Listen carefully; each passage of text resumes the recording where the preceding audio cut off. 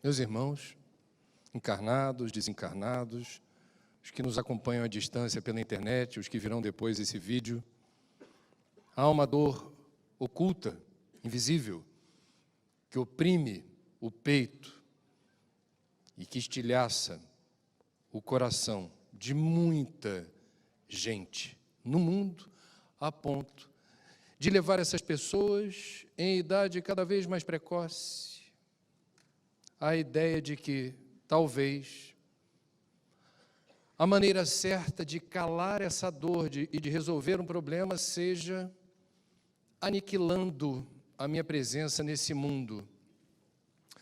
Portanto, numa sala que recebeu o nome de Ivone, e não era a sala prevista para eu falar hoje, sendo eu o autor de um livro chamado Viver é a Melhor Opção, não há outra abordagem possível hoje aqui que não seja, no tempo que tenho, de resumir a importância estratégica de permanecermos firmes e resilientes no enfrentamento de todas as adversidades e obstáculos da existência, porque é por isso que estamos aqui. Não somos turistas no planeta, não viemos a passeio. A dor e o sofrimento fazem parte. E falar sobre suicídio é o ponto de partida na busca pela redução das estatísticas assustadoras ainda, tanto no Brasil quanto no mundo, onde o autoextermínio é considerado caso de saúde pública. É caso de saúde pública, mas os profissionais de saúde que chegam ao mercado passam pelas universidades sem receber informações claras e objetivas sobre como fazer prevenção e pós-venção. Prevenção significa o protocolo que precisa ter lugar para evitar o risco do autoextermínio, da ideação suicida. Prevenção se faz com informação, e a informação está ausente das universidades, das faculdades de medicina. O nome disso é tabu. Os profissionais de saúde que eu conheço dizem que a área de saúde mental é o primo pobre da medicina. E nunca foi tão importante a gente falar sobre esse assunto, porque, como se sabe, quem é profissional de saúde está presente aqui, prevenção se faz com informação, isso vale para prevenir tuberculose, hanseníase, doenças sexualmente transmissíveis e AIDS, as doenças transmitidas por mosquitos, todas as morbidades, todas as doenças. Para a gente tentar obter algum sucesso no enfrentamento desses males, a gente precisa falar sobre isso, a gente precisa conhecer as causas, os fatores de risco, os sintomas associados. E isso também vale para suicídio. Precisamos falar. Primeiro, qualquer pessoa, independentemente do credo, independentemente da idade, independentemente da cultura ou da formação, podem ter a ideação suicida. É falsa a tese que uma pessoa de fé está imune e blindada ao risco suicida. Há um mês atrás eu conheci aqui no Rio de Janeiro, fazendo reportagem, um importante líder católico com muita empatia, especialmente dos jovens, Padre Fábio de Mello. Eu pedi à produção da TV Globo que o recrutasse, se possível, para entrar numa reportagem que fiz de 4 minutos na TV aberta sobre depressão e transtorno de ansiedade. E achei importante que houvesse alguém muito popular, muito conhecido, que estivesse experimentando uma situação aflitiva dessa e que pudesse dar o testemunho. Foi quando eu tive o privilégio de conhecer esse homem. E ele não tem rigorosamente papas na língua. Falou que sofreu subitamente síndrome do pânico, que é algo que só quem já passou por isso sabe a agonia que é essa aflição extrema que leva a pessoa a ter muita insegurança de tudo. Posteriormente, à síndrome do pânico sobreveio uma depressão profunda. E ele dizendo cada etapa desse sofrimento, desse martírio, até o momento em que, e ele falou, graças a Deus, procurei ajuda. Estou sob tratamento, recuperei minha rotina, estou me sentindo bem. Teve um momento da entrevista que me deu a ideia de fazer uma pergunta, eu não quis fazê-la com o microfone. Terminou a entrevista, eu falei, padre, eu não quis constrangê-lo, não combinamos que eu faria essa pergunta, mas eu tenho essa curiosidade, e se vou replicar em público é que ele me autorizou. No auge da sua crise, no auge da desventura, desse martírio, dessa aflição, sendo o senhor um sacerdote, um religioso, onde estava Deus? E ele não hesitou em responder de bate-pronto, falou, Deus esteve, ou Deus está onde sempre esteve. Eu é que não conseguia chegar até ele. Como o padre Fábio de Mello, o padre Marcelo Rossi, que também enfrentou e lida com a depressão. É possível ter qualidade de vida com depressão.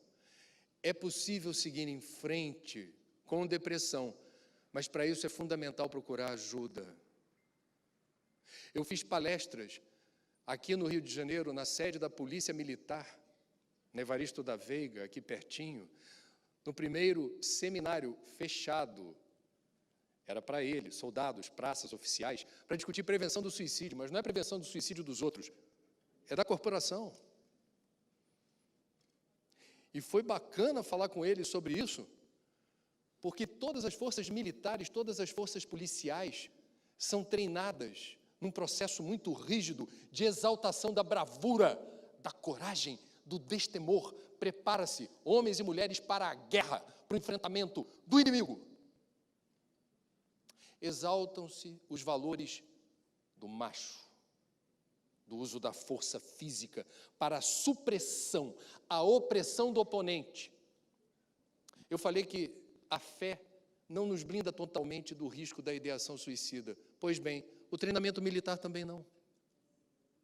E dentro de uma corporação militar ou policial, diante dessa formação tão rígida, que exalta a força, a valentia, a coragem, o destemor, quem se depara com o fenômeno da depressão se sente humilhado e, por vezes, não procura ajuda, porque não quer ficar exposto perante os seus, acha que aquilo é humilhante, acha que é um problema de caráter, de personalidade. Por favor, eu falei que informação é fundamental para a prevenção, eu estou afirmando para vocês, não importa o quanto vocês acreditem em Deus, se houver um momento de fragilidade psíquica e emocional, procurem ajuda. Eu estou afirmando para vocês, não importa a formação, eu sou psiquiatra, eu sou médico, eu sei como é que funciona isso, eu sou policial federal, eu sou soldado, eu sou bombeiro. Eu fui falar para os bombeiros esse ano, foi o primeiro seminário deles também para discutir o assunto, que eles perceberam que entre os seus estava havendo casos de suicídio. Nós falamos, compartilhamos essa questão, e no final o oficial bombeiro, muito corajoso, deu um testemunho. Ele tinha uma insígnia afixada no uniforme, para confinamento. Eu não sabia que isso existia. Tem bombeiros que fazem cursos especiais para lidar com situações de confinamento, quando você está aprisionado e não tem saída. Como é que se lida com medo, pânico? Tentando manter a calma para descobrir qual é a solução. E ele, forte, com aquela insígnia no peito, contou a experiência terrível que teve ao fazer uma ressonância magnética. E ele contou isso para os pares, falou assim, diante do que foi exposto pelo nosso convidado, eu preciso contar uma coisa para vocês. Tive que fazer um exame, nunca tinha feito. Entrei naquela caixa. Eles dão para a gente um dispositivo para se a gente ficar meio... Porque realmente você fica confinado durante o tempo que o exame requerer. E o oficial bombeiro com insígnia de treinamento de confinamento entrou com o dispositivo. Lá dentro, sentiu pânico. Fechava os olhos, tentava pensar em outra coisa. E ele falou, meu Deus, eu vou disparar isso aqui. E segundo ele, o que o demoveu da ideia foi o sentimento de que, mas o meu uniforme está do lado de fora. O orgulho. Missão dada, missão cumprida. Daqui só saio quando o exame terminar. Distraiu e descomprimiu o ambiente, e os pares bombeiros perceberam ali, no alto do palco, uma patente superior humana como eles. Meus irmãos, primeiro precisamos entender que é um absurdo vivermos um tempo onde sofrer seja humilhante, onde pedir ajuda seja algo que nos exponha negativamente. Muitas vidas são ceifadas, muitas pessoas morrem por orgulho. Muitas pessoas não estão percebendo o senso de urgência diante de vencer obstáculos que não têm razão de ser para procurar ajuda. Se é para ter depressão, síndrome do pânico, transtorno de ansiedade, transtorno de personalidade, bipolaridade, esquizofrenia, em algum período da humanidade, que seja no século XXI. Porque nunca houve tanta informação, tanto conhecimento, tantos recursos materiais e humanos, tantas rotas terapêuticas que estão permitindo o quê? Que a gente siga em frente. E para nós espíritas, quando a gente fala seguir em frente, faz toda a diferença. Ontem, na mesa redonda, eu citei Winston Churchill, falando de democracia. Tem outra frase dele, lapidária, ele era um bom frasista, dizia assim: se estiver no inferno, continue andando. Siga em frente. Tem outro ditado romano que diz assim: quando não há vento, reme. Portanto, reflitam comigo o absurdo que é vivermos um tempo onde é humilhante sofrer. De onde vem isso? Temos algumas hipóteses. A mais importante, que eu gostaria de compartilhar no curto tempo que tenho aqui, é que nós vivemos a ditadura da eterna alegria, da eterna juventude, do poder de consumo que permite que eu me distraia no mundo da matéria, com brinquedinhos descartáveis e perecíveis, para os quais eu vou transferir o poder de ser feliz ou me sentir realizado. Tudo isso é fake, para usar uma palavrinha da moda. A ditadura da eterna alegria explica um fenômeno que eu tenho visto por aqui a granel desde ontem. Smartphone à mão.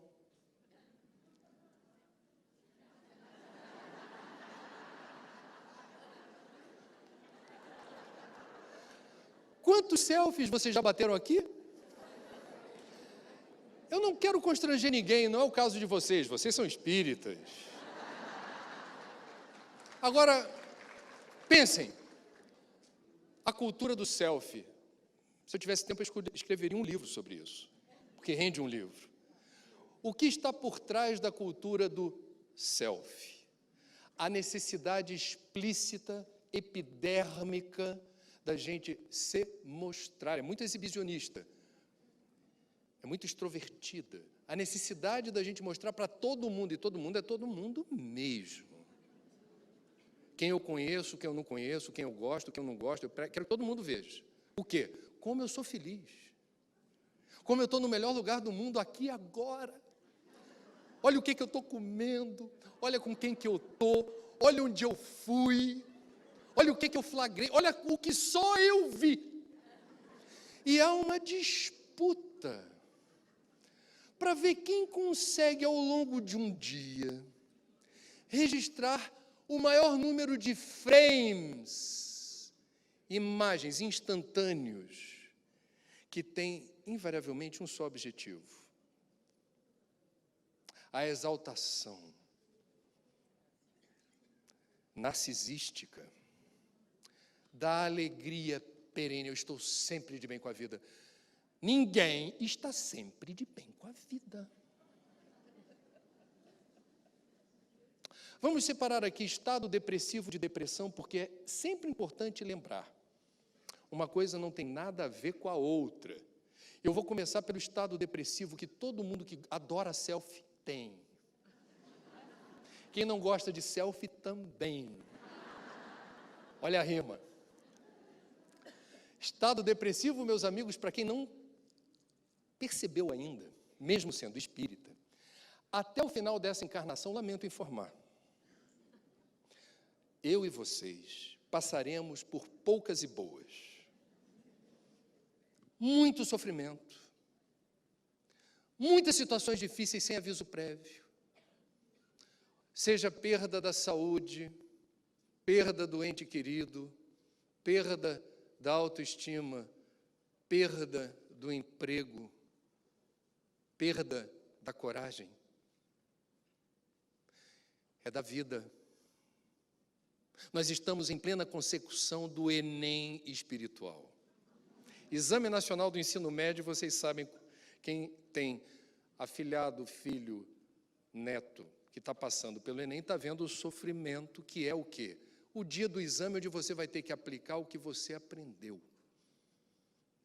Se o Enem é um exame que funciona ou não, não vem ao caso.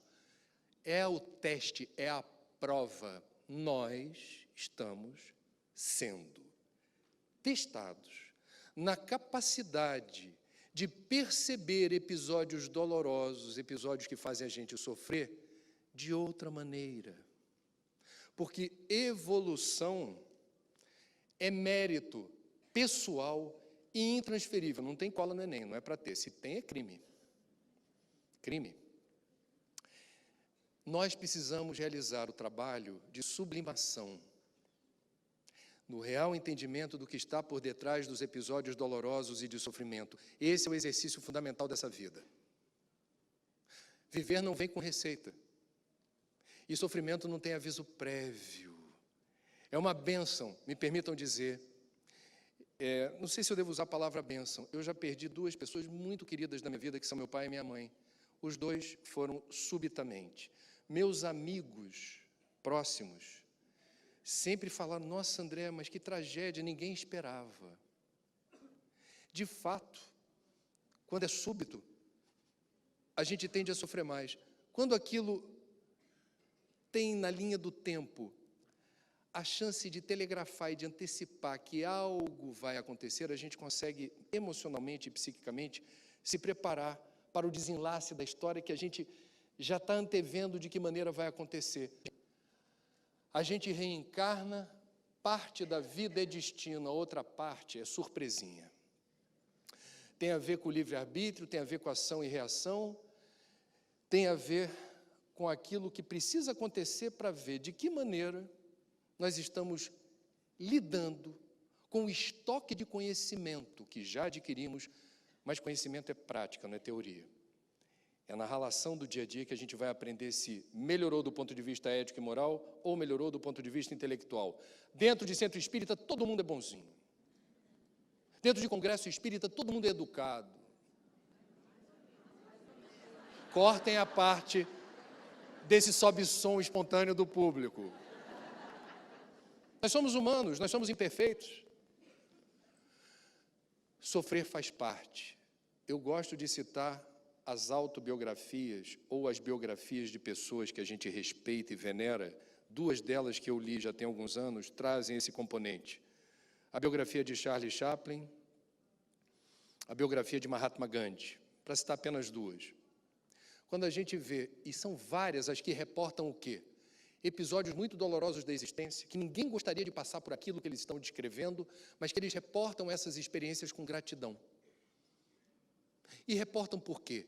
Graças a essas experiências, eles tiveram tempo ou condição de repensar a vida, as escolhas feitas, verificar o que estava dando de errado, o que não estava servindo para permitir a sensação de plenitude, de fluidez, de encaixe na existência. As coisas estão indo como devem ser. Por vezes a pessoa tem um trabalho legal, um rendimento legal, uma família legal, vive num lugar legal e é a mais infeliz das criaturas. E não sabe por quê. Sobrevém um episódio doloroso, repentino, traumático. É o que popularmente se diz freio de arrumação. E esse freio de arrumação obriga você a fazer, digamos, uma ampla, obriga não, surge um ensejo, que tem gente que não aproveita a lição, surge um ensejo de você recapitular tudo o que está acontecendo na sua existência. Há um momento da vida que a gente sofre, tem gente que diz assim, estou em crise. Eu sou professor há 14 anos da Pontifícia Universidade Católica do Rio, vez por outra tem um aluno que se sente à vontade para conversar comigo. Quando diz estou em crise, eu falo, graças a Deus. Não, mas é uma sensação de vazio que me incomoda, eu falo, graças a Deus. Porque a sensação de vazio é o sinal, ou é um convite para a evolução. É quando o nosso Waze espiritual, vocês conhecem o aplicativo? Nós todos temos um Waze espiritual que vem a ser o livre-arbítrio. O livre-arbítrio diante de uma circunstância. Eu vou para cá ou vou para lá? Está na hora de acionar o Waze espiritual. É o livre-arbítrio. Ele vai dizer, eu vou para cá. Como o Waze, às vezes, ele te coloca em roubada. Às vezes, ele te aponta uma direção que não era bem aquela que você deveria seguir. Mas é assim que você aprende a seguir na direção certa. Não tem caminho errado. Todos os caminhos levam a Deus. Ninguém evolui. Ninguém retrocede. Estacionamos, se optarmos por isso, mas é para frente que se anda. E nós precisamos reconhecer o mérito, não é masoquismo, não é dizer, que bom que eu estou sofrendo, ninguém gosta de sofrer. Mas se o sofrimento te visita, se a dor se instalou no seu peito, aguça a audição espiritual e tenta ouvir a voz de Deus falando, aproveita a oportunidade para fazer a escolha certa. E qual é a escolha certa? É a escolha que te favorece, considerando a realidade do espírito imortal. A vida passa rápido. Eu já estou com meus 52, eu falo, já estou cinquentão? A vida passa rápido. E nós precisamos ter a noção do timing da existência, porque as oportunidades, o reencarnacionista sempre dirá, eu sou imortal, sou reencarnacionista, o que eu não resolver agora, eu resolvo depois. Tem uns amigos meus, meio malandros, que não são espíritas, falam assim, espiritismo é bom, né? Por quê? Não tem que ter pressa para resolver nada. Hoje está de boa, faz na outra. E se na outra também não, faz na outra. Ok, Deus é soberanamente justo e bom, a misericórdia divina permite que a gente, na condição de repetente, se matricule de novo na escola da vida e passe de novo pela mesma lição. Há quem ache graça nisso. Este repetente que vos falo, eu já repeti de ano uma vez em matemática. Eu não desejo isso para ninguém, porque é um déjà vu mesmo, compulsório, um ano. Por sorte, repeti com outros 5 colegas, foi uma expiação coletiva. Para todos os efeitos, a lição mais importante hoje, num mundo que experimenta essa crise psíquica que se irradia e se alastra por todos os continentes, alcançando ricos e pobres, pretos, brancos e índios, orientais, todas as etnias, com qualquer formação, qualquer nível de formação, qualquer idade, ela tem um sentido que os espíritas explicam.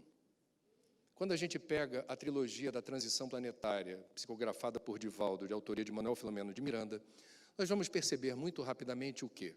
Em primeiro lugar, a transição planetária envolve algum distúrbio, alguma tensão. Em que sentido? Você está mudando a frequência da Terra, está saindo de 110 para 220, essa transição vibracional causa em muitos de nós um desconforto. Nós temos uma questão também confirmada no livro e em outras obras espíritas, que nós tivemos, nos últimos milênios, a impossibilidade de espíritos empedernidos no mal, de reencarnarem na Terra, para que o planeta pudesse avançar e alcançar a maturidade emocional e intelectual possível. O que eu estou dizendo é que grandes contingentes de espíritos imperfeitos, empedernidos no mal e na violência, foram proibidos de reencarnar. Só que agora eles têm a permissão. Eles estão retornando, já estão entre nós, e junto com eles, para emprestar um balanço, um equilíbrio, na regência dos rumos da humanidade, espíritos de escola, alguns deles de outras galáxias, estão reencarnando entre nós, também para acelerar processo na direção da evolução. Há um entrechoque de vibrações junto com a mudança da vibração da Terra. Resumo da ópera, estamos num baile funk.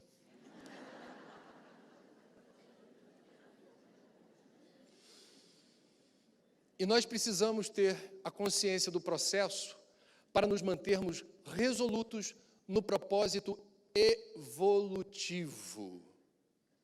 Que significa, não importa o quanto o mundo esteja vibrando numa frequência estranha a mim, a transição planetária começa dentro de mim, a regeneração do planeta começa comigo. Vigiai e orai, agora. Não vou permitir, e isso faz parte da rota terapêutica de qualquer depressivo. Eu falei de estado depressivo, já eu falo de depressão. Qualquer depressivo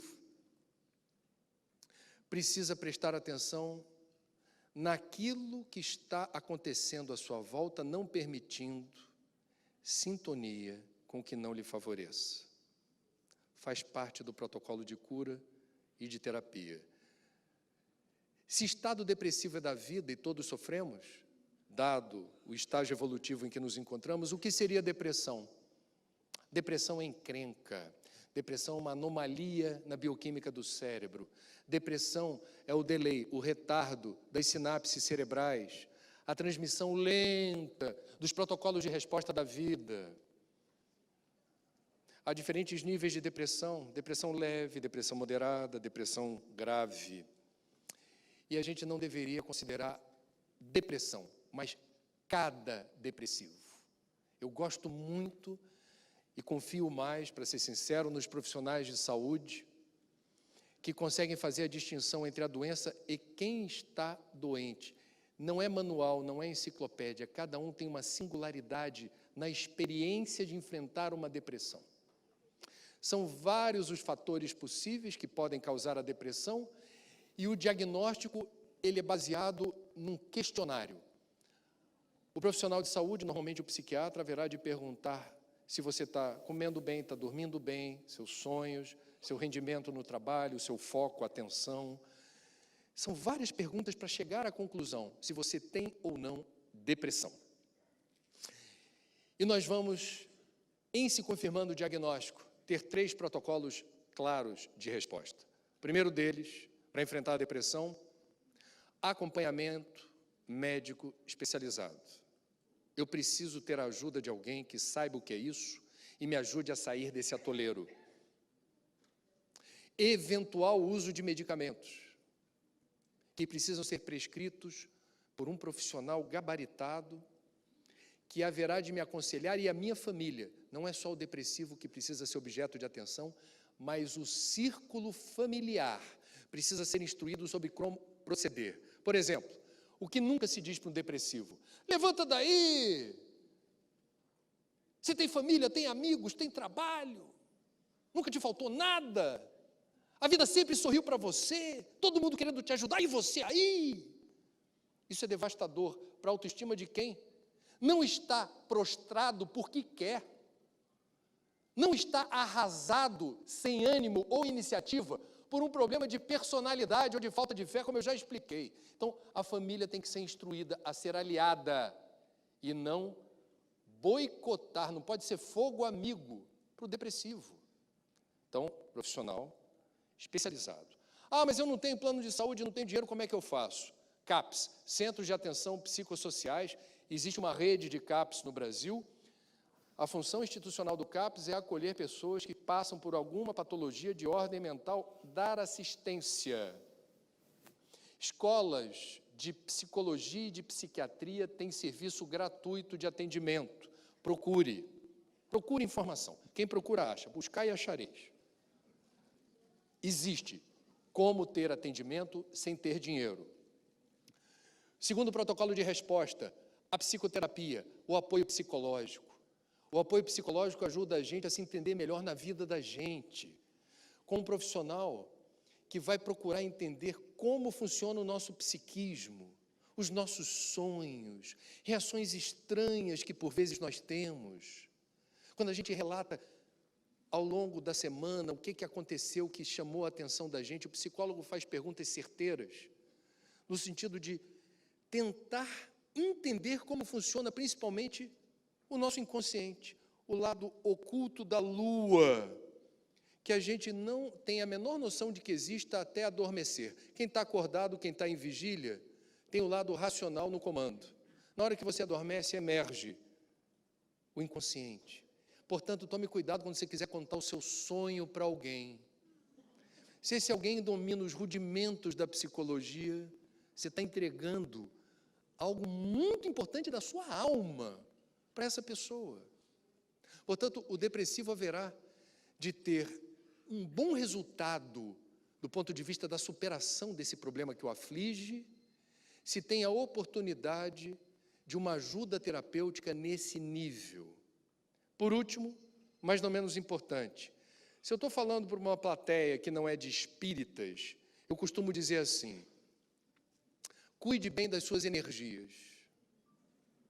Energia é uma palavra ótima, que me lembra uma frase do Tim Maia, certa vez, que disse assim, filosofia Tim Maia: tudo é tudo, nada é nada. Eu não sei o que isso significa. Energia, cada um pensa da sua maneira. Então, cuide bem das suas energias significa, está em depressão, está no atoleiro? Cuide bem de tudo que você está captando à sua volta, a nutrição espiritual. Ou seja, há quanto tempo você não revê os amigos cuja presença te fazem bem, te põe para cima? Não precisa ser espírita, não. Melhor até que não seja.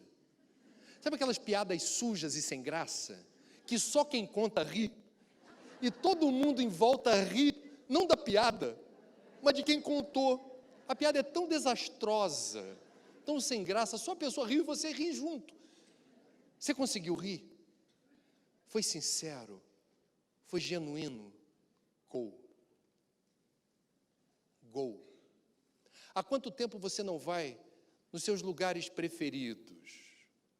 Aquela paisagem gostosa da praia, da floresta, do lago, da pracinha. A música que você gosta de ouvir, a tua música preferida. Há quanto tempo você não escuta? Da mesma forma, boicotar, cortar laços com o que te faz mal. Você está nas redes sociais? Não, hoje não. Está vendo televisão, noticiário? O noticiário está pesado? Tchau. Controle remoto é o controle da energia que você está absorvendo. Boicote. Muda de canal ou desliga. Faça isso para o seu bem. Leituras edificantes, que é uma expressão popular no meio espírita. O que você anda lendo por aí? Te faz bem ou te deprime? Tudo isso, meus amigos, resulta na soma de fatores que podem acelerar processo terapêutico ou retardar a recuperação, o teu reencontro com o teu equilíbrio, com tua serenidade e com o seu bem-estar. O nome disso, para quem estuda administração, está na moda falar de gestão inteligente, gestão profissional. Eu estou falando aqui de autogestão. Sem autogestão, haverá congestão. Desculpa, essa foi terrível. Portanto, cuide bem do que você está comendo, digerindo, se nutrindo por aí, porque isso pode te colocar para baixo. Agora, eu estou num congresso espírita, o papo é reto. Quando a gente fala de cuide bem das suas energias, eu estou falando fluidoterapia. Eu estou falando, valorizemos a oportunidade do passe magnético, porque o passe, ele é ciência. O passe exige de quem recebe o passe uma atitude que não seja passiva. Quem recebe o passe participa do processo. Que processo é esse? Em primeiro lugar, o ambiente do passe foi preparado de véspera.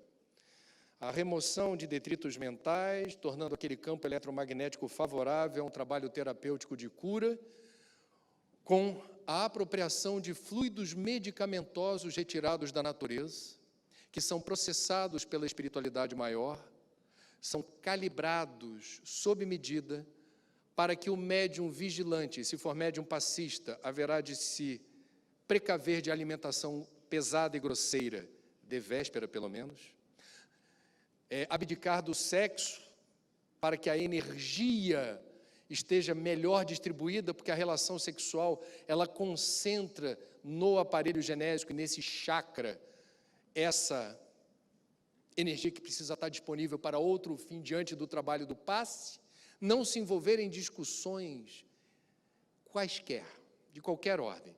Alguém chamou para a briga, você também. E no momento do passe, você, em obedecendo a esses quesitos, entre outros, você está se capacitando para ser um bom veículo, um bom canal, por onde esses fluidos medicamentosos haverão de alcançar o objetivo que é a pessoa. E a pessoa? Eu nem sou espírita, eu não sei rezar. Não tem problema. Mentaliza uma paisagem bonita, agradece em pensamento a pessoa que está se prontificando a ajudar, mantenha a sintonia.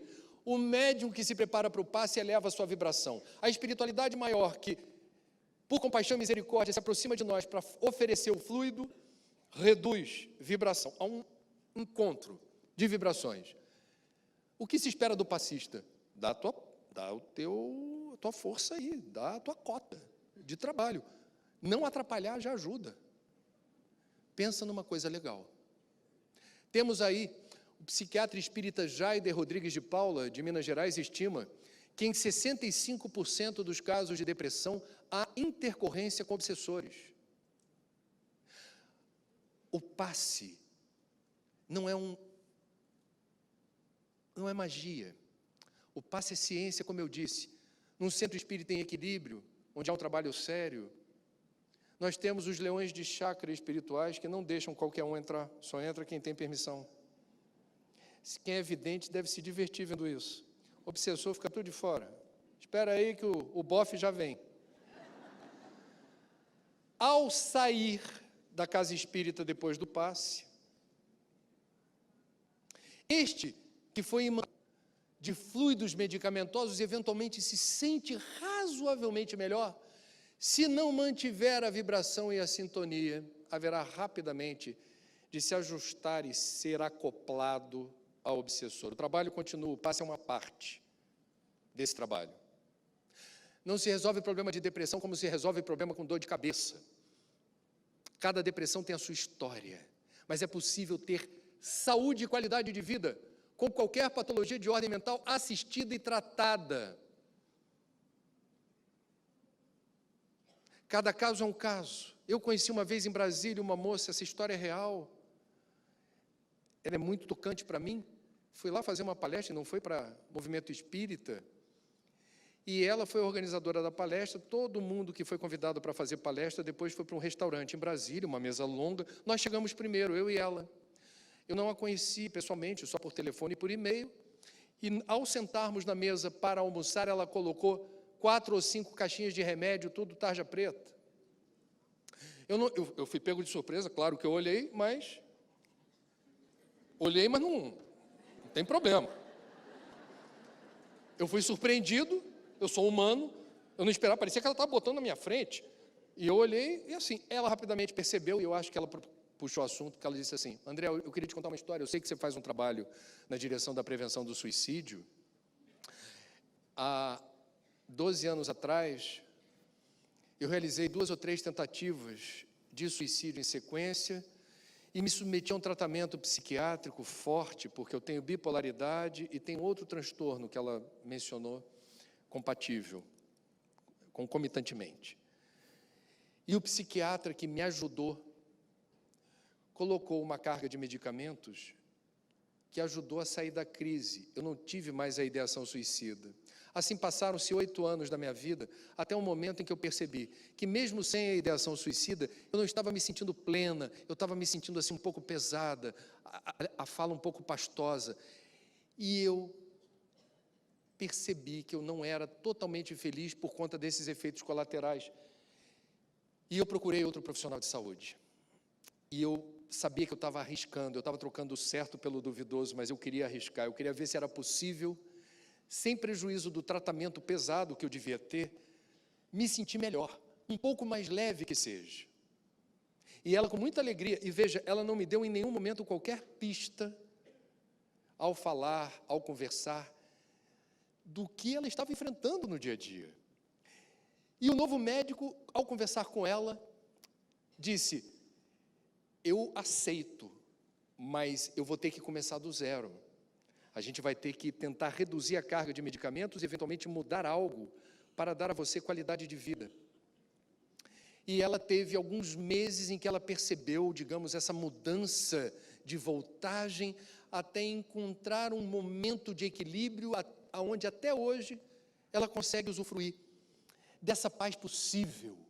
E ela disse, com um monte de caixa de remédio na minha frente: eu sou feliz, eu estou conseguindo seguir em frente, eu tenho marido, eu tenho filhos, eu tenho minha vida profissional, eu tenho minha vida pessoal, e eu devo muito aos profissionais que me acudiram e a esses remédios. Eu estou contando essa história porque, por falta de informação, há um enorme preconceito com quem faz uso de remédio controlado, há um enorme preconceito em quem procura psiquiatra, há um enorme preconceito em quem procura psicólogo. E nós estamos aqui para quebrar tabu, em nome da saúde. Porque aqueles que, psiquiatra é coisa para maluco, psicólogo é coisa para doido, eventualmente retornam à pátria espiritual precocemente. Porque não recorreram aos serviços que hoje nós temos. Em outras encarnações, provavelmente, todos nós já realizamos alguma tentativa de suicídio em algum momento. E boa parte de nós, em algum momento, talvez tenha sido bem-sucedido nessa empreitada. E creiam, meus amigos, se eu estou falando para vocês, e vocês estão hoje me escutando, esse encontro é marcado.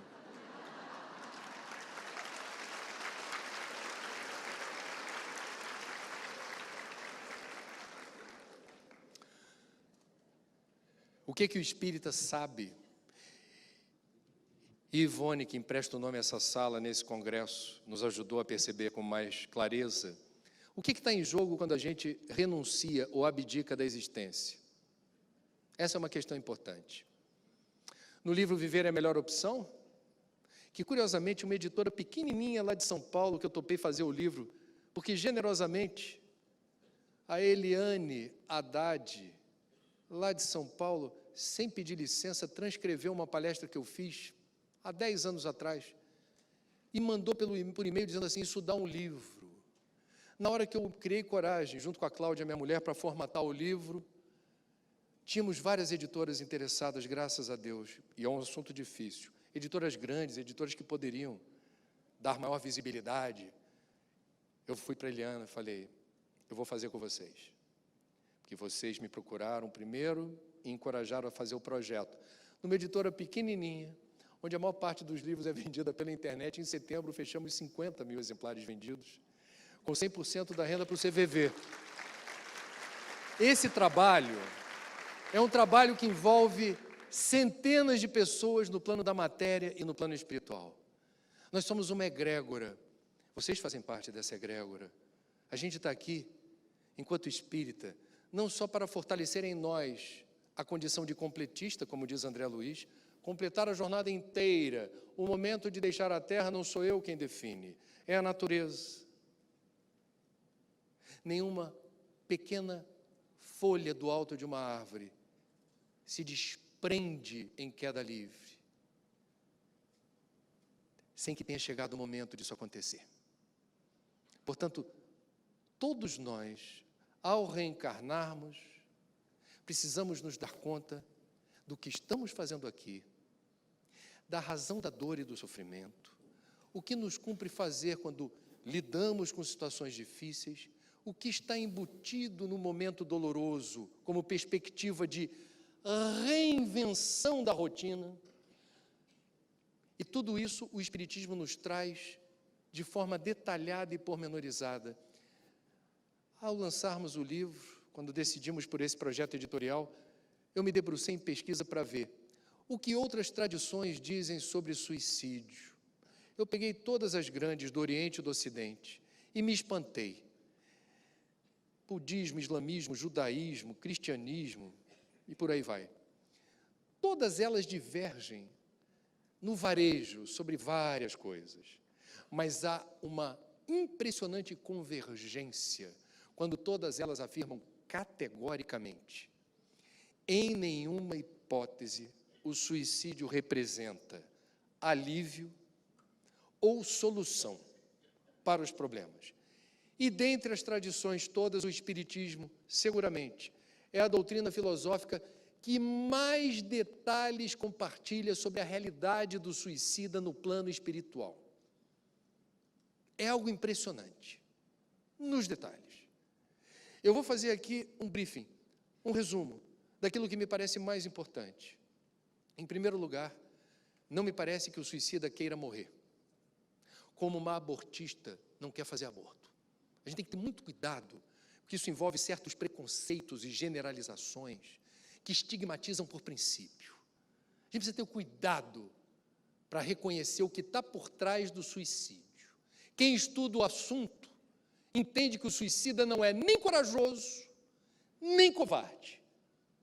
Em verdade, ele está tentando resolver um problema da forma mais desastrada possível. Ele está tentando resolver um problema que não será resolvido assim. Ele descobre-se vivo após o colapso orgânico. Portanto, a morte não existe. Segundo, ele não consegue entender por que a dor foi agravada, mas rapidamente é alvejado pelos torpedos, pelas fagulhas emanadas pelos seus parentes e amigos que, em sofrimento, pensamento tem força e direção, endereçam a ele a mágoa, o ressentimento, a dor da perda, a sensação de fracasso: eu não consegui ajudar, eu não cheguei a tempo, meu filho querido, minha irmã querida, meu pai querido. Esse sentimento, essa dor, se projetam nos espaços na direção de quem se matou, agravando esse estado doloroso. Dona Ivone Pereira, que dá nome a essa sala, no livro Memórias de um Suicida, detalha a razão pela qual o suicida tem dificuldade de se desvencilhar dos lhames materiais. E isso tem uma razão que Dona Ivone explica com muita singeleza. Ela diz: todos nós, ao reencarnarmos, temos prazo de validade. Nenhum de nós sabe por quanto tempo estará por aqui. Por exemplo, eu já disse que tenho 52. Eu estimo que eu vou viver 130. 130, eu tenho tempo para burro pela frente. Apenas para citar como exemplo, não vai acontecer, mas apenas para citar como exemplo, se eu precipitasse o meu retorno à pátria espiritual dessa maneira, o problema que isso me causaria, e que explica a vinculação com os despojos carnais, é que a compatibilidade do tempo previsto de vida se dá a partir do estoque de combustível que vai determinar a ligação do corpo físico com o espírito imortal. É o fluido vital. Eu tenho um estoque de fluido vital. Esse estoque de fluido vital, quando acontece o suicídio, há o cancelamento de um contrato, unilateralmente. Ah, não, para o planeta que eu quero descer. Muito bem, arque com as consequências. Uma delas, eu tenho estoque de fluido vital para uma existência inteira que não se completou. E o que acontece com esse estoque residual de combustível? Ele mantém a ligação magnética do espírito imortal com o corpo. Razão pela qual Dona Ivone diz que não há palavras conhecidas em nenhum idioma que expliquem essa sensação. Claramente desfavorável àquele que está em sofrimento. Uma outra questão importante: nós determinaremos, a partir do método empregado ao se matar, a matar o corpo, uma sequela no perispírito.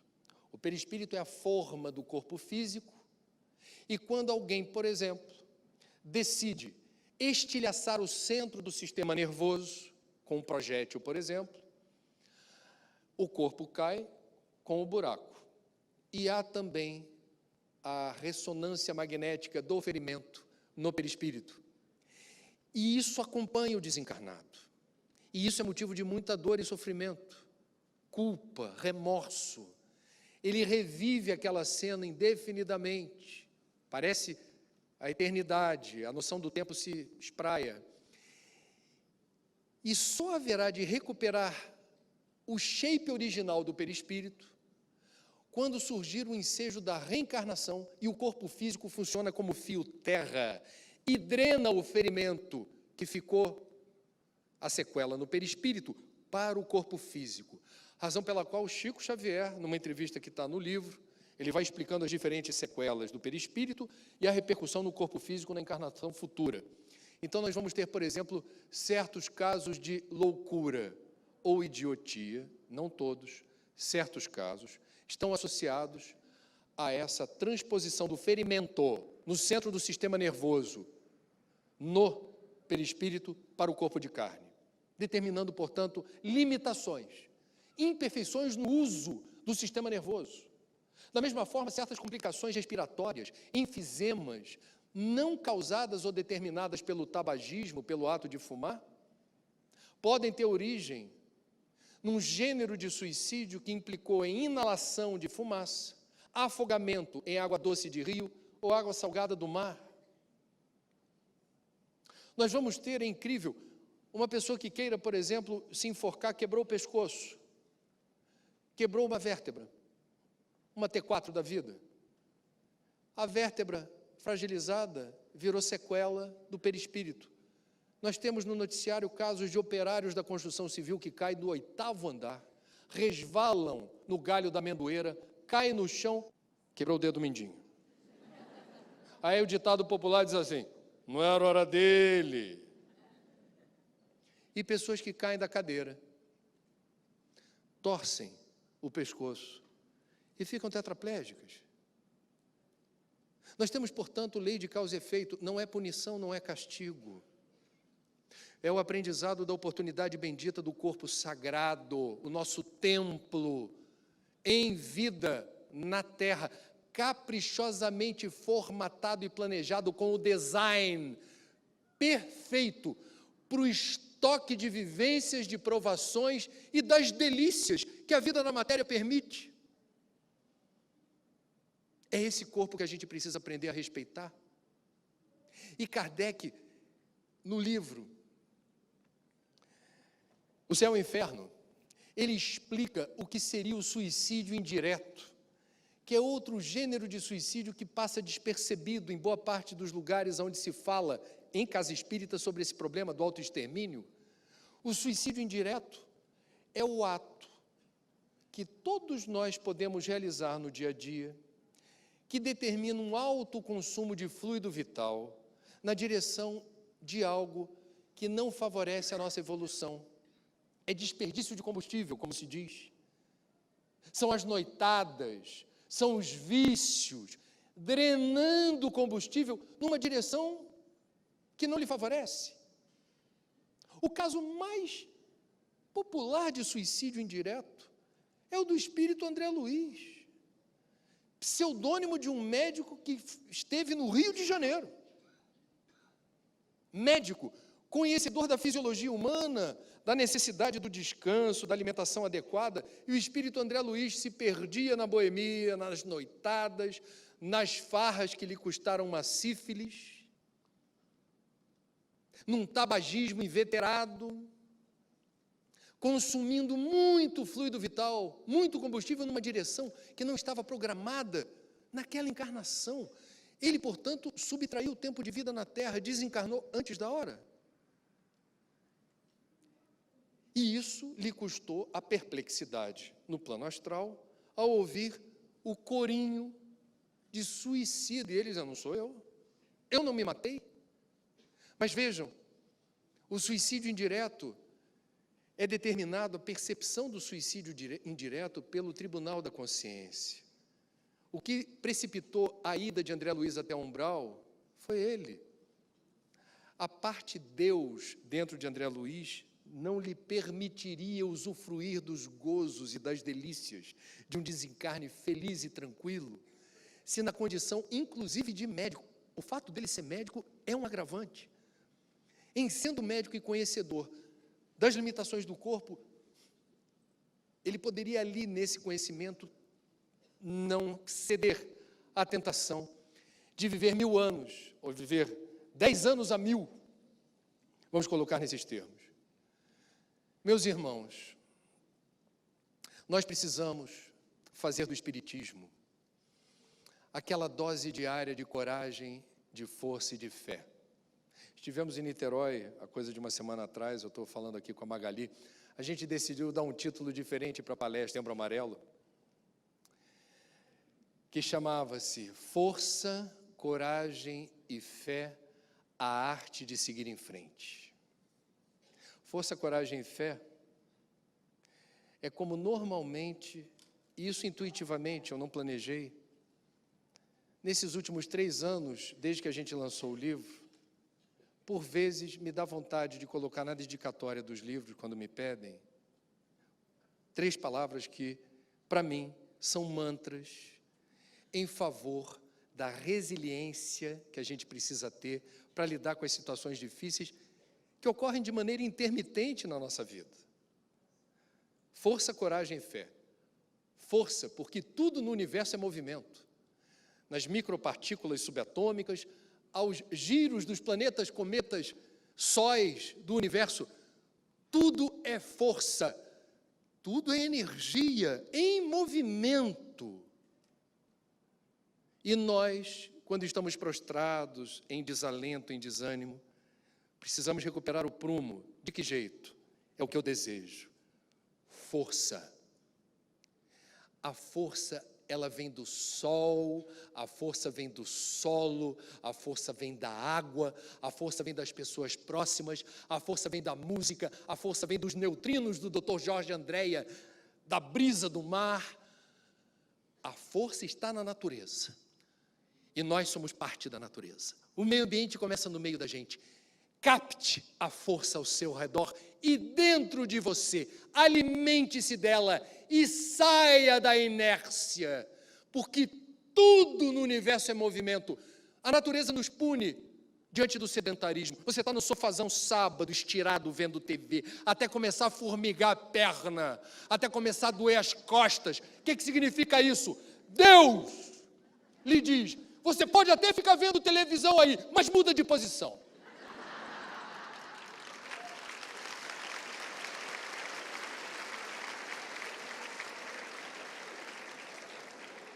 Vida é movimento. Há um momento da pausa, a pausa do corpo e espírito tem mais o que fazer. Quando a gente está dormindo. Está dormindo? Fui. Quem precisa dormir é o corpo, é a pausa para o corpo. Quando você está, não tem aquele livro que fala do ócio criativo.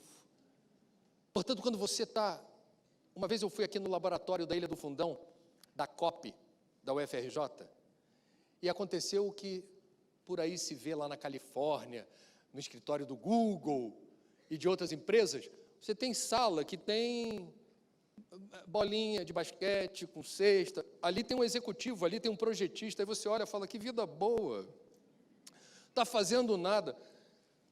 Einstein descobriu a teoria da relatividade, depois de dias, meses de ruminância, tentando fazer aquela equação, é igual a MC2, para aquilo aparecer, aquilo demandou muita distração, banhos, passeios de bicicleta, até decantar a fórmula.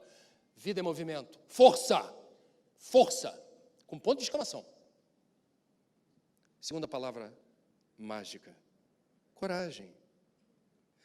Porque nós nos apegamos à rotina. E a rotina espanca o medo do imponderável. do que eu não sei o que vai acontecer. Eu gosto de ter o controle da minha vida. Reparem, eu não sei se vocês já viram, tem pessoas apegadas à agenda. Então, você compra a agenda, a pessoa gosta de marcar. Eu digo isso com muito respeito, tá? A pessoa vai marcando, sábado 13. Aí você vai ver a agenda da pessoa, tem 8, 9 itens subsequentes. Domingo 14. E assim sucessivamente. Aí, isso pode ter vários motivos. Um deles, considerem, como é bom saber exatamente tudo o que vai acontecer na minha vida. A palavra coragem é coragem para o inusitado, para o imponderável. Aceita, agradece, entrega e confia, como disse mestre Hermógenes, introdutor da Hatha Yoga no Brasil, amigo de Chico e Divaldo. Aceita, agradece, entrega, confia. Deus está sempre conosco.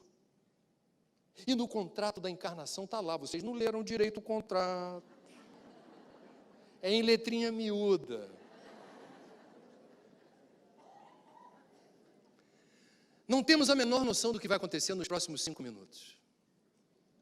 E tem gente que não sabe lidar com isso. Coragem. Deus está presente. Nós somos deuses.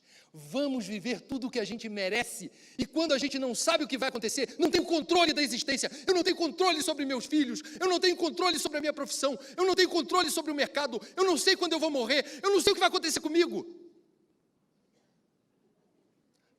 Aceita, agradece, entrega, confia. Fernando Sabino, no final tudo vai dar certo, e se não deu certo ainda, é porque não chegou ao final. Força, coragem e fé. Eu não sou digno de explicar o que é fé, porque eu não tenho fé. Eu tenho um exercício constante, um aprendizado, por vezes doloroso, em que eu procuro essa fé todo dia. E há lampejos em que eu encontro.